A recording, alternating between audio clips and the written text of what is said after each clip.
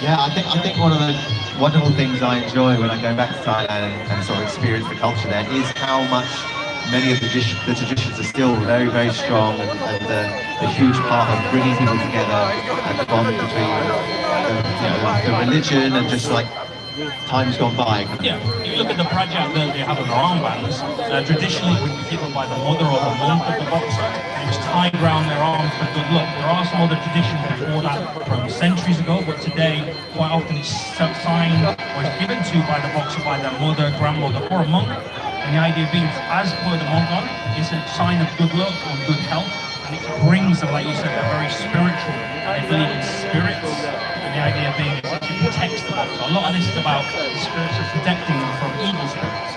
Yeah, I gotcha.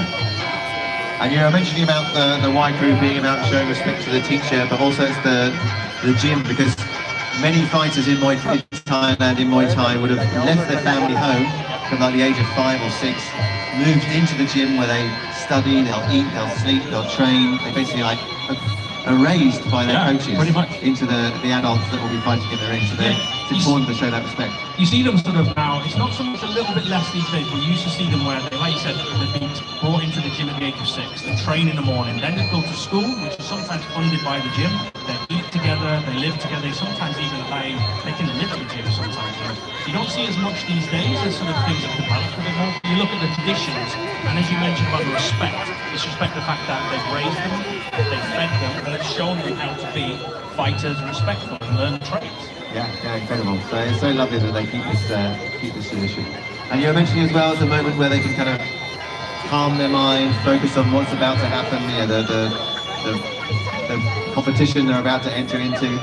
It loosens the body as well a little bit, opening up the hips and stretching out those hamstrings. Interesting fact, some of the actual non-Thai boxers get more worried about the Y crew than they do actually about the fight. Sometimes on the spiking team going, oh, I hope we get the Y crew right, but well, let's focus on the fight first. Sure, I have seen that when I've been to watch some Muay Thai in Thailand, and there's a foreigner against the Thai, and you can see how nervous they are performing the Y crew. And then sometimes you look at, obviously, there's a lot of betting and gambling inside of that, and sometimes the bettors or the gamblers will actually base their intuition based on the Y crew. If they see such a lovely, beautiful Y crew, they believe, well, he's studied the art, he's listened to the coaches more, and quite often they will make their mind up in the first 30 seconds of that Y crew. Wow, okay.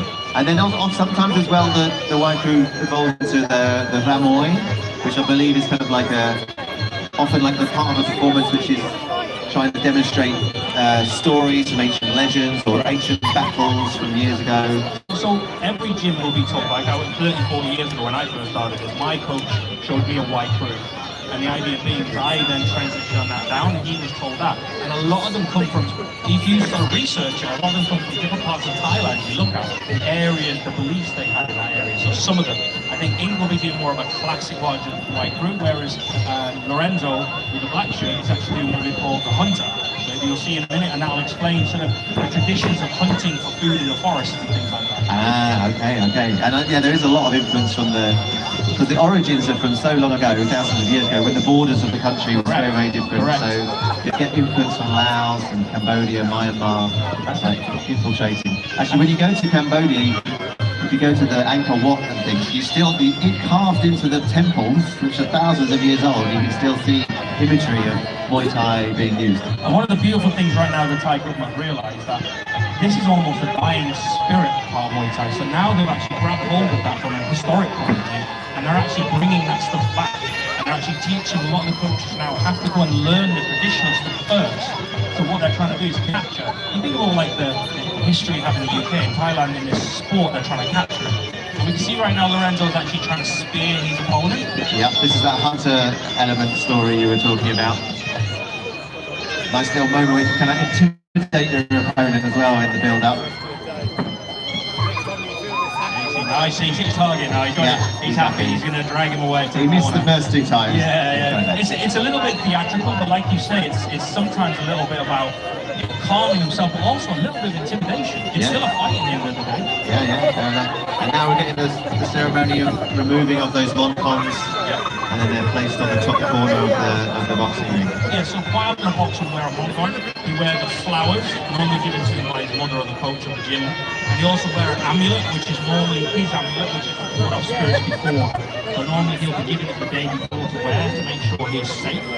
And then the idea they're given a place on each corner of the ring. And the idea behind that is to keep those spirits away, to show that they've honoured the actual spirits of the people and their sort of forefathers. And now we're moving into some of the action. We're doing some demos and bouts. Again, you know, from this side of things, it is called the art and science of 8 limbs.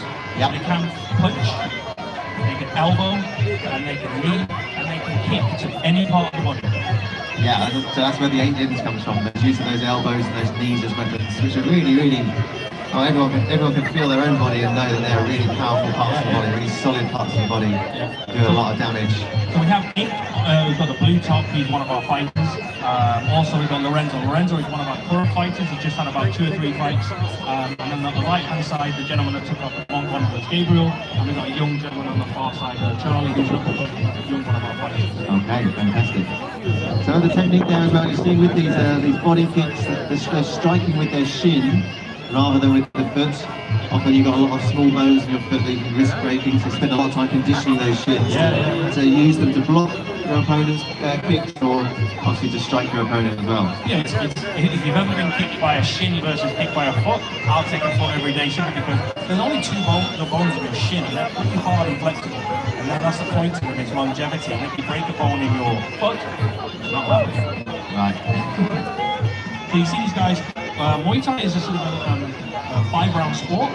So normally in a boxing fight there's 5 3-minute rounds with a 1-minute break, sometimes a 2-minute break. Quite often they're given time, they're being cut, the elbows, bleeding, but it's scored round by round. Yes. Oh, like a boxing match. Okay. A 10-point must. You have 3 judges around the ring, and 3 of those judges will actually score each round individually. 10 points to the winner, 9 points to the loser. And then it goes down from that based on how much effectiveness. At the end of the boxing match, the cards are put together, we add up, and we find the winner. Okay, I think what you were kind of explaining as well, so there's the winner gets that 10 points for winning a round, but there's that point system within the point system, where you're eventually about effectiveness. So it's not about how many clean strikes the person gets, like in many other sports. You're also looking at the kind of like the techniques that you're using, how challenging they are, how I'd say effective your yes, strike. the literal translation is effective strike in Muay Thai. So if you kick someone and they don't move, it can be considered not to be a good strike. But if you kick someone and you see them move, that's an effect. That's why the teep or the push kick is a very, very well-used weapon. You push someone backwards, clear your moves. Ah, that's so interesting, because you do see the teep used a lot. I thought that was just about managing distance from your opponent, but actually you're scoring well. Yeah. And that's why he says later on, there's normally a bit of a gentleman's agreement. You won't see elbows come in until rounds 3, 4, or 5. What they don't want to do is get cut. Not so much these ways. You think about like when the Thai fighters would be fighting every 2 or 3 weeks for money. So what they did were agreements that maybe later on in the fight we can control it. Because I've got to eat, I've got to sort of win. Yes. You've got to put on a show as well. People are here to watch, so you don't want to have it all finished too soon. Yeah, exactly. So today what we're going to do a little demonstration of these guys. These are actually fighters, but we've actually brought along some other gyms. And what we're going to do is open sparring, or like an interclub. So the guys are going to be working together to do some sparring. Obviously going to do it with control. So this will be sparring with two people in the ring, and 2 people on the floor. And the idea we're going to demonstrate what we would do. So normal training day for one of our guys is pad work and running, and every other day they will spar. In other words, they will, as we see now, put shin pads on with bigger gloves. And the idea is they'll simulate fights and coaches will watch. We'll give them fatigue and things they can work on. But the idea being is we do it at a pace where they don't get hurt. Yeah, the sparring is so crucial, learning the real sort of details of technique and about how to read your opponent's body, how to sort of learn about timing your strikes. You can just, as you say, practice. You're trying to simulate what you might come across in a fight in a safe environment, so you can be prepared next time you see it. Maybe at a bit slightly faster speed. Yeah, much. And you have to think, like you said, it's like a point system within a point system. Very much they're looking at balance and style and almost how beautiful the guy's fighting. Like you've seen the beautiful dancers here earlier. If I'm looking at the judging, one just looks more balanced and looks more effective, or he knows what he's doing, then that would give me a little bit of a, oh, he's actually a better boxer.